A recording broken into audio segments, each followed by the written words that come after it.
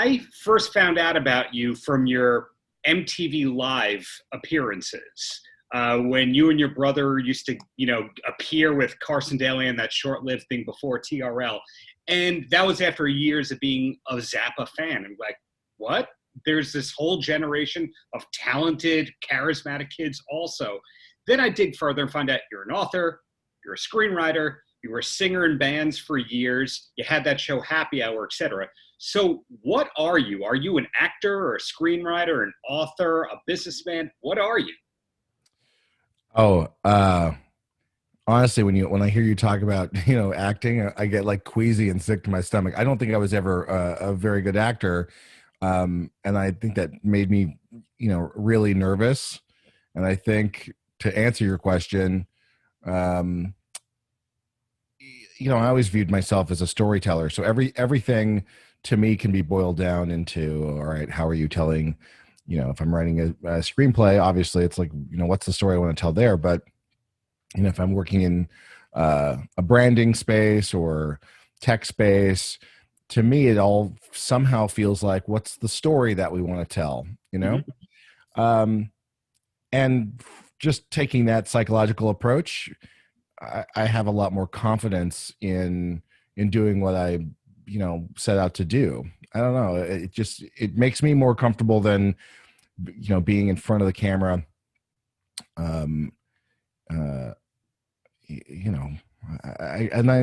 the only other time I like being in front of the camera, I know this isn't your question, but as I'm thinking it through with what you're asking me, is in a kind of improvisational state. Mm-hmm. That was always more enjoyable. But I work on lots of stuff. I don't like to be pigeonholed, I suppose. I so many times in my life, and I don't know why this happens, but people present, as an example, different kinds of technology to me, and I've helped so many businesses and so many other individuals by saying, oh, if you took your chocolate and added it to that person's peanut butter, and there's some marshmallow over there, you can make a delicious fluffernutter. And maybe that's easy, or I don't know, it's just a simple skill set that I have. But a lot of the times maybe people are so focused on what they're doing that they don't see those opportunities, and I rather enjoy, if I can, help people and connect people. And but I don't know, it's true, I've worked in so many different areas, and all of it has informed my approach of working with any partner, which it takes a village to really do anything. Teamwork is so important. Transparency is super important. Mm-hmm. Communication is really key. And when you have any of those aspects break down, for the most part, those are easy fixes if you have all the people around you willing to, show up for the communication, and to try to I guess course correct. Mm-hmm. But I'm the first person to admit, like, oh, I don't know exactly how to do X, Y, or Z. I think I can figure it out, but let's try to find someone who can actually do that without having, I don't have any ego attached to it, so I know this all sounds very vague, but these are the approaches that I take to whatever I'm diving into. And, as a human, I don't like to be confrontational with people at all. But, that's the other thing, is you gotta sometimes man up and, have hard conversations, mm-hmm. so that you're having the desired outcome of, what's best for whatever the project is or the team. And really, people shouldn't bring so much ego to the table. I don't think that serves everyone, and everyone has one, but keeping that in check, and not to limit yourself from how you want to express yourself, but just being mindful that everyone that you work with has all those same gifts and abilities, strengths and weaknesses. And, I mean, that's the sort of approach that I try to take, is as much as possible, put myself into everyone's shoes to have a better idea of how to navigate the global situation. Yeah, going back and combining a few things that you just said there, you Mhm. talked about how you didn't love being on camera so much unless there was an improv aspect to it. And we also talked, or I just heard you talk about all the business projects you've worked on over the Yep. years. Of course, you've been chiefly responsible, if not fully responsible, for keeping the Zappa name out there and at a high level from the business end. And as somebody who's worked in and out of the music business for a long, long time now, I noticed there's very few people who are creative and business savvy. Like a Mhm. lot of the time, the creative person pretends like they're a business person, but it seems like you're able to go between both. And maybe that can be a little bit of a curse at the beginning to be the organized creative guy. When did it start to make sense for you that you could go between all these projects with different levels? Well, out of necessity, as it pertains to, the Zappa trust, my mother was my dad's partner, and they grew this business. And when my mother got sick, um, she took me aside and she's like, "Look, I can't fight for my life and and the business at the same time." So before she passed, I got in there. I I organized a new relationship with Universal. Hmm. Um, look, it all comes down to storytelling, right? So I don't know if this really will make sense to people, but honestly, I can look at a contract and say, well, if if Frank is the hero in this contract, right? What's the desired outcome of, like, what's the journey that he's going on? I know that probably doesn't make sense, but It it's makes sense, it's man. it's this simple kind of way of doing it, and like what's important to the character. So if the character is Frank and what he needs, um uh you know and honestly, that's what I take to a contract. But then once you do it a couple of times, it's pretty, once you're familiar, then it becomes, building blocks that you can go back to that are part of that story. If that makes, again, I feel like I'm going to say, does that make sense, over and over and over?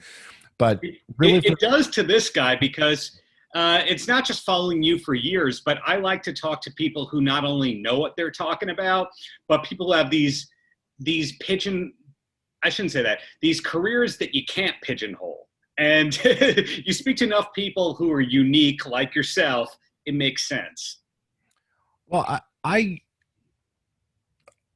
aside from, if you pick a lane, and that's a topic that, from a business standpoint, the Zappa business now it's really fun. It's a group of people.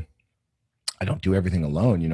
I have Melanie and Joe and Holland and Mike, and people that we've worked with for many years on projects. And when I say many years, it's really, what, 5 or 6 that I really had anything to do with the core business. But these are individuals that have worked with my mother and worked with the family, some for more than 20 years.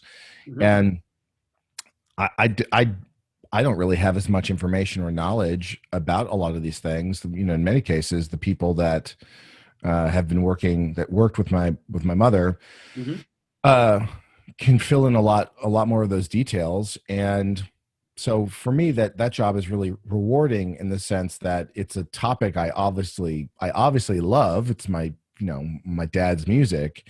So I feel like an archaeologist, and I feel really blessed in the sense that other individuals who have lost family members, which is the worst, and I'm sure they can relate. Yes. It's it's special to me that I get to hear my dad's laugh. I get to hear my mother's laugh. These pieces of audio or video, we have them, so Yeah. these are memories that, you don't realize that, uh, that might even exist. We discover new things all the time that are connected. So it's very emotional and, again, rewarding, and insightful. Sometimes you learn things. You're like, oof, that feels weird. Like it's, Yeah. as it pertains to, the family business, things that aren't maybe, the way I would have lived my life. To be the son or the daughter of, in the case of, again, the Zappa business, we've discovered just conversations and things. And what I'm really speaking about is like the relationship between my mother and father. I'm a serial monogamist, but he was playing a rock and roll band. So anytime I hear more information about, like, oh yeah, dude laid it down. He just, he just would go out on tour. And how did my mother put up with that? Those are the kinds of things that I hate being reminded of, to be totally honest. But I can imagine. And I can't think of a catalog that has produced more music. and still, there was that great 1970 collection that came out a couple of months ago. And I don't think I, as a big fan, even knew that was going to be coming out. Are we talking about still many, many years of unreleased content, kind of like the Hendrix estate times 10? Yes. I mean, Okay. yes. I You mean, can just like, give a sample. Yeah, maybe. yes. Yeah. I will be long gone, and people will still have amazing nuggets from the vault. Wow. And that's that's how I view it. I mean, it's an unbelievable amount of media that we have in the vaults. Truly, it's a massive place. And every project that we work on takes time, and you try to, again, it's like that archaeology aspect.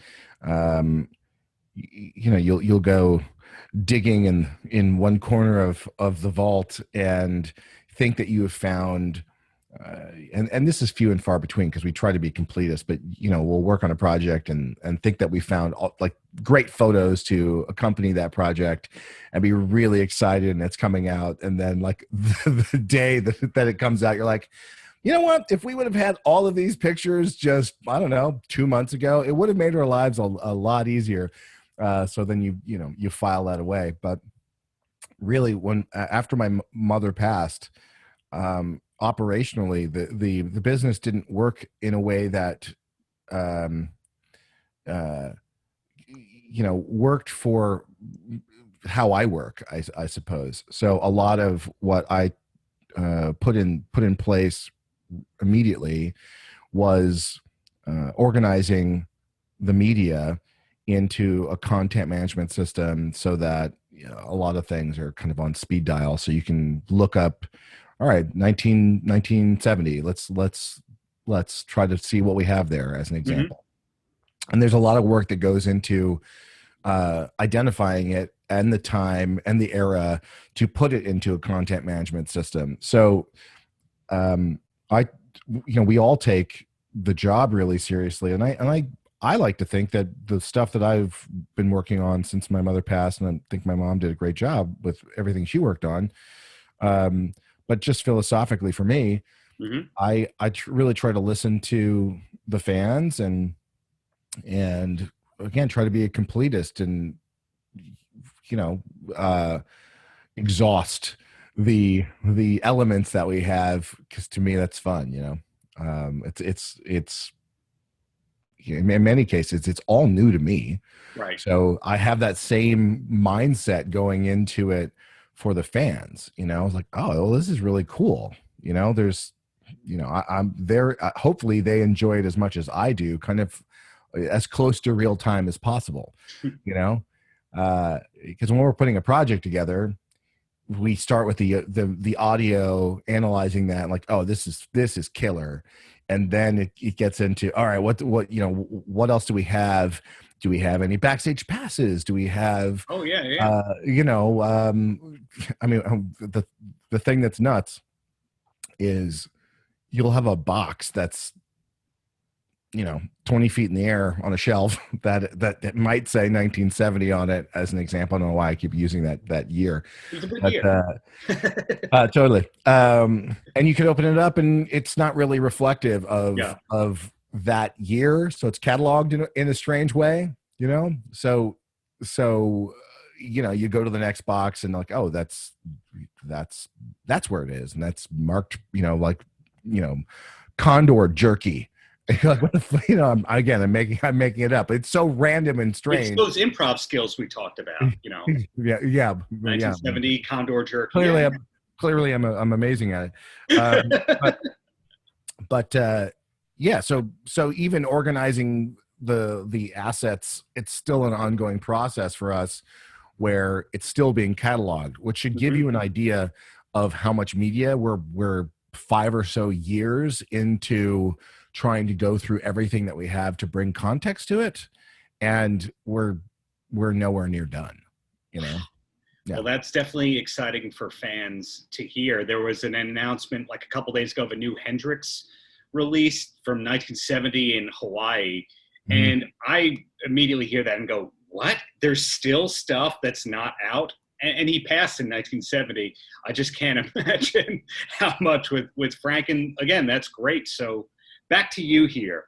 Yeah. When I was just tooling around on YouTube a couple of weeks ago, YouTube's getting pretty good at recognizing things I'm gonna like and not gonna like. And there was this Headbangers Ball UK special that you performed at, or as part of, I think it was maybe at Donington or something in the Netherlands, as part of Z. Oh And yeah. seeing that was awesome. But thinking about that and Happy Hour and the MTV Live stuff that you did, it almost makes me think that you were doing the Tenacious D thing way before Tenacious D was. Did anyone ever make that connection before, that you have the two guys, the one that can kind of do the comedic but great singing, and then the shredder at the same time? I have gotten that a few times, and I'm a huge Tenacious D fan. I have seen them play a bunch of times, and I even watching that performance, I really would relate to what Jack and KG from the D, what The you D. know what they would do. But I when we were performing it was many years before the D, as far as I know. But I didn't really think about. Um, I was just doing what came naturally. It wasn't. There was no thought being put into. Like, hey, let's try to make comedy music, or to write something that might be funny. But some of the doing the performances, I don't know, I tried to like, my weird instinct, I don't know if it blends well with, like, playing Castle Donington or whatever. I can't even remember the performance that you're talking about. But we had this one summer where we played these massive festivals, and that was a true delight. But we would do some really extraordinary things that were similar to what we had been told, because I didn't experience them because I wasn't born yet, where Frank would do these musical improvisations where he would conduct the band, and we kind of did something different, in the sense that where Frank wouldn't be the performer as he was manipulating the band. Mm-hmm. I was the performer manipulating the band. So it was like, all of what we would rehearse is all my physical actions had a musical soundtrack to it. So, and a lot of that was that we could predict would be pretty funny, but that for me was more about what I could do with the band and I wasn't really thinking about the audience. It was more, could they watch and bring to life musically what my body was doing. So that was really rewarding. And when I recently did the Bizarre World of Frank Zappa tour, I'd play a couple of songs, and we got back into doing a little bit of those moments.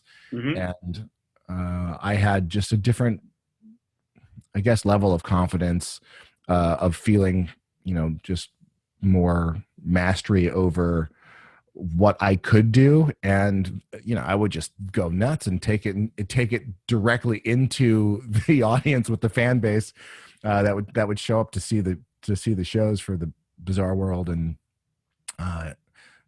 it'd been so long since I'd performed, and it was Mm-hmm. that was like dusting off uh dusting off an old set of skills. And I gotta say, like, I feel pretty good. I still had the crazy shaky leg dancing. I feel like you still have a little bit of the magic in me. Yeah, I always thought that you were excellent as a performer.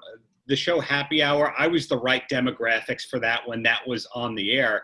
And it just seems like you just stopped performing and then you went to the screenwriting and the author kind of path where you were behind the scenes. Was that a conscious thing where you went, okay, behind the camera now? Yeah, I felt like what really makes me, I mean, playing music was always fun. I would get really nervous before every show. Oh, really? Yeah, certainly even with Happy Hour, just like, where's the restroom? It was a balancing act. And some of that now as it's dramatically decreased in terms of my nervousness. But in my 20s, I was like, well, I want to try to live comfortably in my own skin, and what would be inspiring. And that's what's why I think I dove into creating and telling my own stories. I think a little bit too was, we go out and play, and I mean, it didn't really bother me, but the notion of, before we would play, it was more like, oh, those are Frank's kids, or I'm playing and it's my band. And there's this association that it's it's neither good nor bad, but it to me, it was a thought that came into your head before they ever saw what I was all about. So maybe a part of me was like, oh, well, I'll just kind of go in this area because it's totally my own, and if someone's going to read it, or I don't know, maybe I'm just off base. It just felt like there's maybe some sort of preconceived notion in music versus some of the writing that and the producing and other aspects of my life.